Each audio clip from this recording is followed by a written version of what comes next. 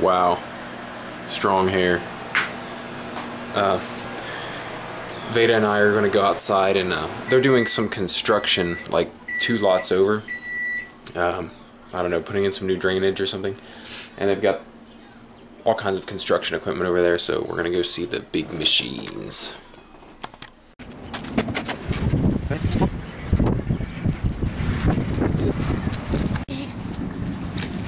You excited?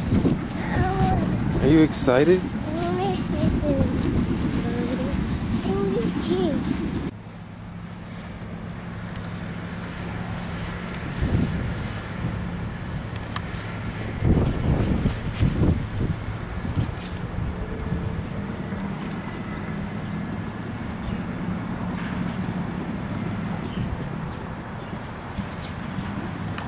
Okay, so not quite as exciting as I was hoping for. They're not really doing anything. You can hear them over there.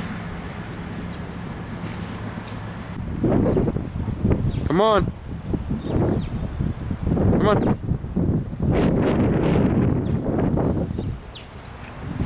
That's not our house, Veda. That's not our house, baby. Come on.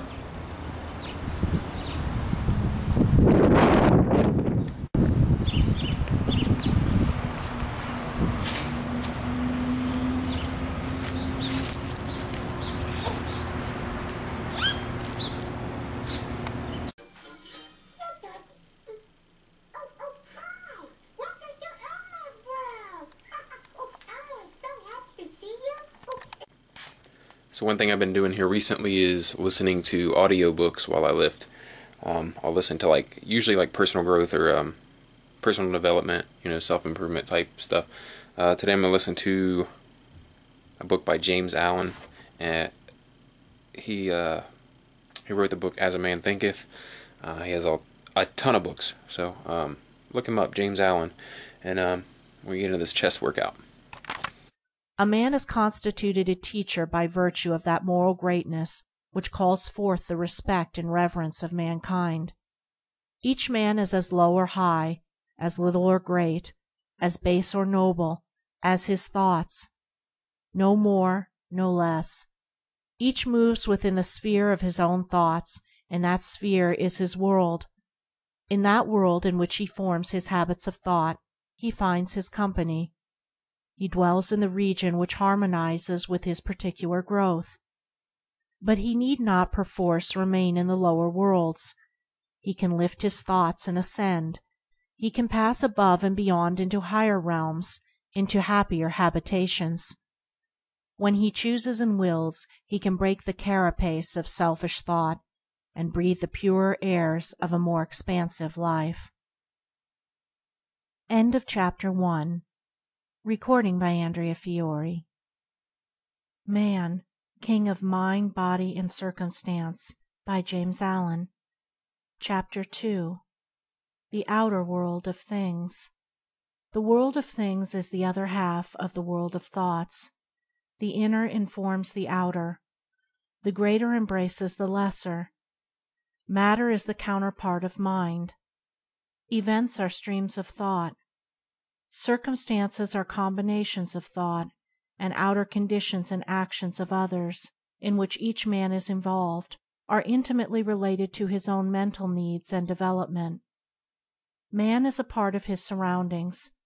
He is not separate from his fellows, but he is bound closely to them by the peculiar intimacy and interaction of deeds, and by those fundamental laws of thought which are the roots of human society. One cannot alter external things to suit his passing whims and wishes, but he can set aside his whims and wishes. He can so alter his attitude of mind towards externals that they will assume a different aspect. He cannot mold the actions of others towards him, but he can rightly fashion his actions towards them.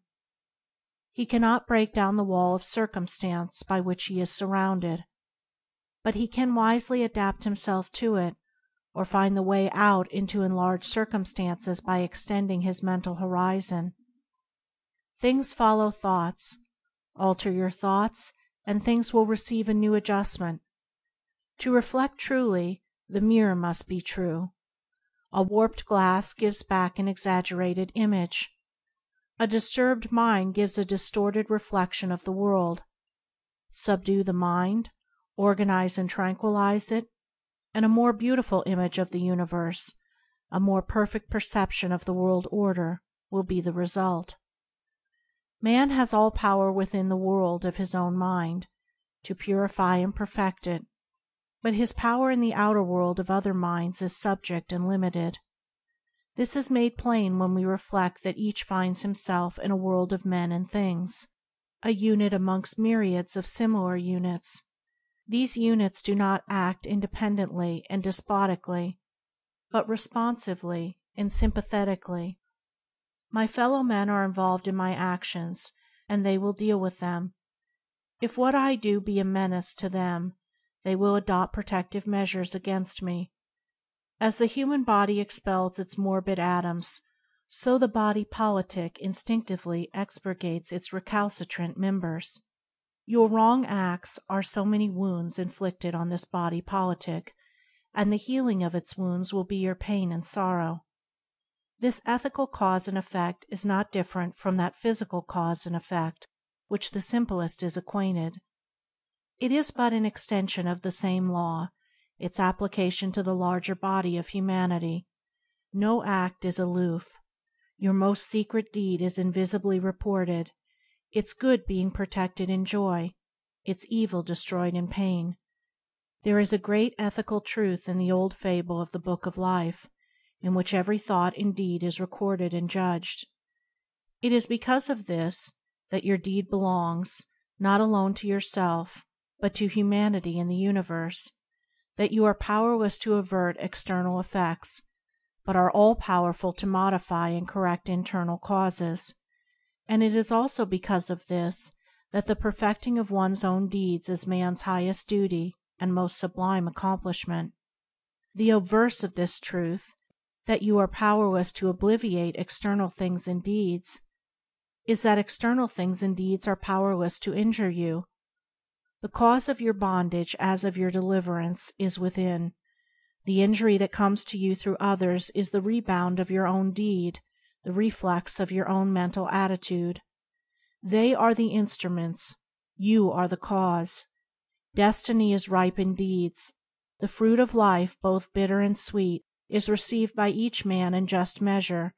The righteous man is free. None can injure him, none can destroy him, none can rob him of his peace. His attitude towards men, born of understanding, disarms their power to wound him.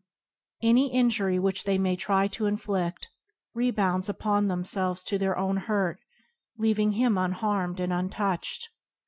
The good that goes from him is his perennial fount of happiness, his eternal source of strength.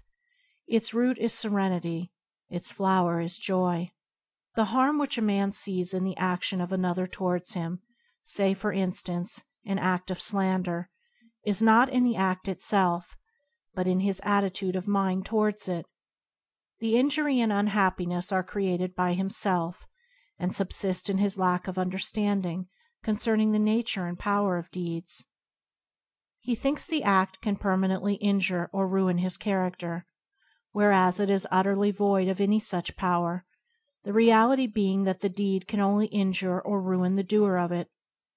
Thinking himself injured, the man becomes agitated and unhappy, and takes great pains to counteract the supposed harm to himself, and these pains give the slander an appearance of truth, and aid rather than hinder it. All his agitation and unrest is created by his reception of the deed, and not actually by the deed itself.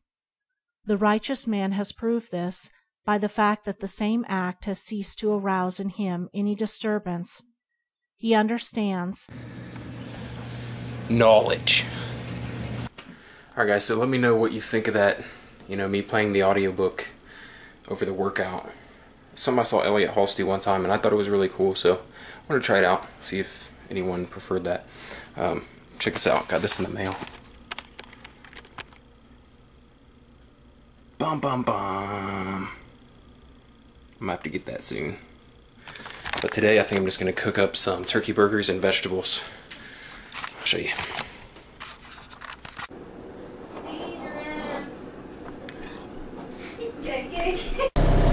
Alright, so I just want to give you an idea of what I ate today. I don't normally share, I just kind of realized that I don't normally share everything that I eat throughout the day. Now, this is a pretty typical day that I've got here so far. So I'll show you, we'll take a look at MyFitnessPal and show you exactly what I've had thus far. There we go.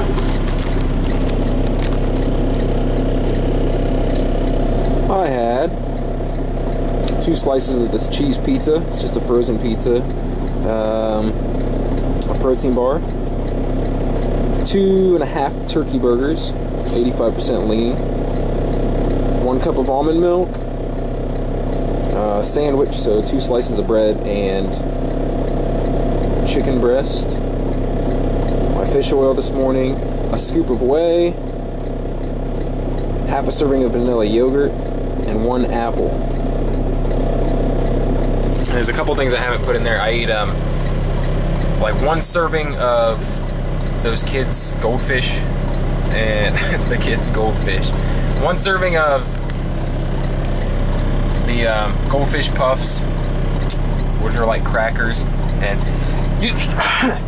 excuse me. And also in my protein shake I had some spinach leaves, and I haven't put that in there, but that's like 5 calories. So as you can see, I've got 230 calories left, and it's pretty much all carbs. I'll show you the nutrition today. Ooh, I've went over by 1 gram of fat, so that's not good. But 138 of my 143 protein, and then carbs, I've got actually like 70 grams left. It says 60, but I go for 200 carbs a day, so 70 grams of carbs. So I'll probably have like, I don't know, I'll have some fruit, or I may just have like some Skittles or something, I don't know. Something. Sugar. Alright guys, taking off for work. It is a beautiful day, 70 degrees, blue skies. It's really nice after a week of, it's been raining for like a week straight. Like all the grass is sopping wet. So I'm gonna enjoy it, except for the sun being in my eyes while I'm driving. I hate that. And I always tell myself to buy sunglasses, like every day throughout the spring and summer, like buy sunglasses. Don't forget to buy sunglasses. You need some sunglasses. And I never get them. I never get them.